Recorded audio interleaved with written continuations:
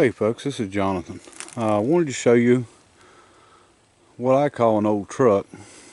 Most folks are probably going to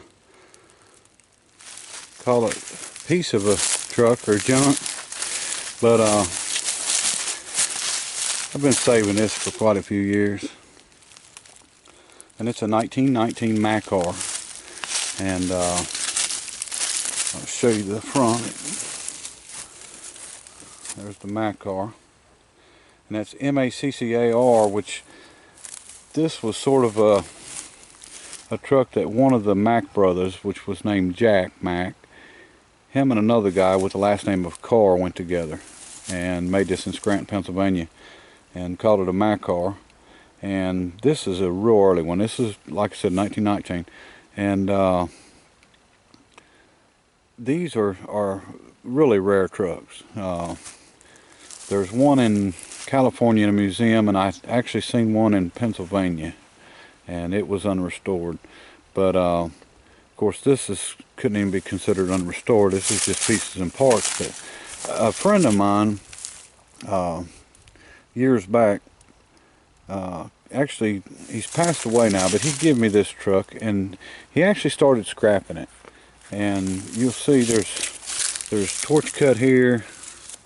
The fender bracket torch cut off, the steering was torch cut around, and the pedals was torch cut off. And he was actually going to cut this truck up, and for some reason he just had a change in heart midways and decided to keep it.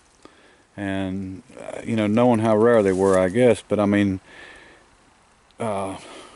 it's a terrible shape, rough shape, but that's never bothered me on anything else. But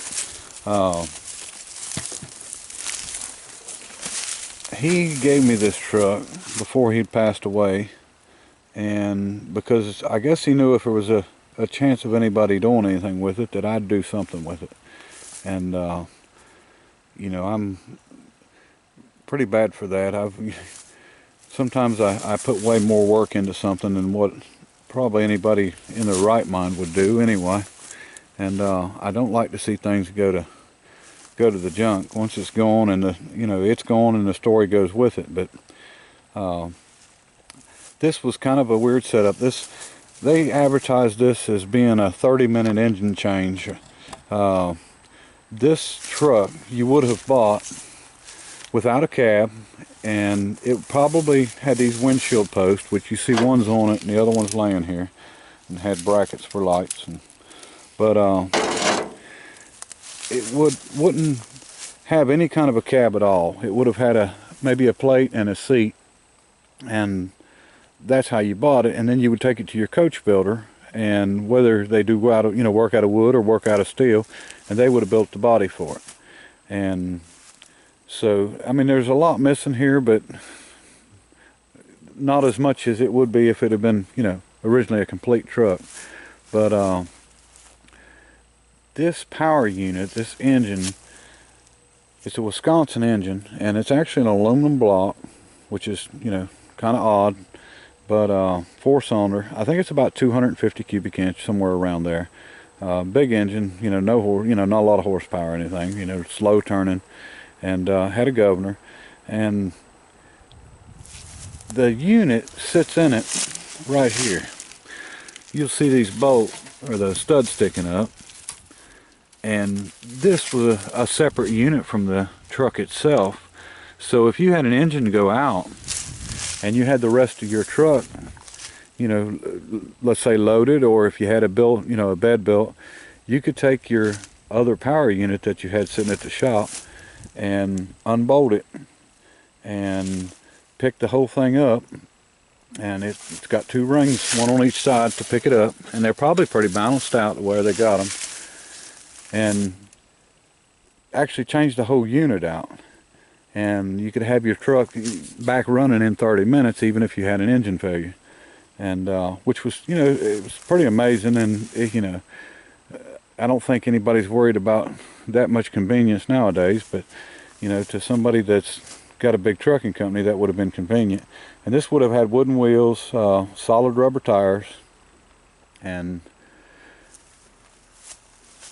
what, 25 mile an hour max probably, speed wise. But I'm going to do something with this. And you know, it sounds pretty crazy, but I've done worse. I've done some tractors and stuff, steel wheel stuff, that was so bad that it would take 4 sets of rear rims to weld together to make a set. And I'm not sure how I'm going to do this yet. I don't know if I'm going to actually pull this engine down and check the crank and see if I can re-sleeve the block and come up with some pistons to put in it. And I mean, the engine's runnable. I mean, you could actually put this thing back together and run it. And there's the tag on the engine. We'll get to where we can see it here. But it's Wisconsin. Looks like it's 4x6, 4-inch bore, 6-inch strut. And I've actually got some valves that I had bought off of eBay for this thing, just because they was new old stock, and you know, you can't find any parts for them. So I bought them just to have them in case I did decide to do something with this. But you know, like I said, the main case of the engine is aluminum, and then you got a cast iron block that bolts above it. You can see it's got a freeze crack in it, and that's not even a worry there. I mean, that's not a big deal. Parts missing. There's a water pump that would have been there, and then of course it would have went into a magnetic, I think an Iserman possibly, but and you know, all that ran off of a flat belt from here. And well, I'm sorry, I'm telling you wrong. It ran gear drive here. The flat belt ran to come out and ran the fan, and it wouldn't be able to time it if it didn't. But it was gear drive through this box, and a lot of aluminum parts, and this is brass arrows, so there's a lot, a lot of brass fittings and pieces and brackets and stuff on it, and I just can't seem to let it go to the junk. And I mean, even if I was to put something else in it and use the radiator and the firewall and try to build it back and use it, build it as a rat rod or something, Roger Anderson's the guy that gave me this, and he was the type of guy, it really wouldn't have mattered as long as there was something done with it. And I will definitely be doing something on this in the future. And I actually saved a truck frame that I could come in and do some work to put this frame back together. And I'm sure it's going to look really bad when this power unit's taken off of it. And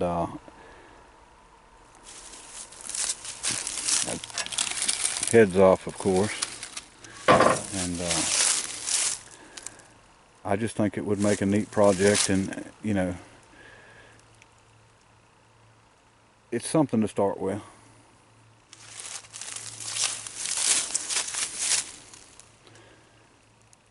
But we will get of course it was hand started. I don't know if this one had a starter on it or not. It didn't. This was a hand start only, and you can see a plate down in the bottom where it would have had a starter if it was electric. But hand start is not that bad if the engine is running right. And out of convenience, we've gotten away from everything like that. And the old transmission's aluminum top. But I've had it sitting here a few years, and it sit at his place for years, and I think he actually brought it from Maryland, but I was glad he saved it.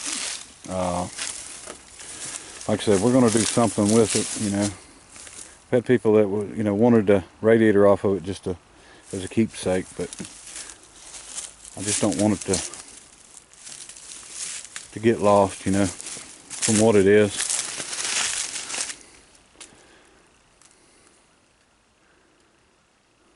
All right. We'll show you more later. Bye.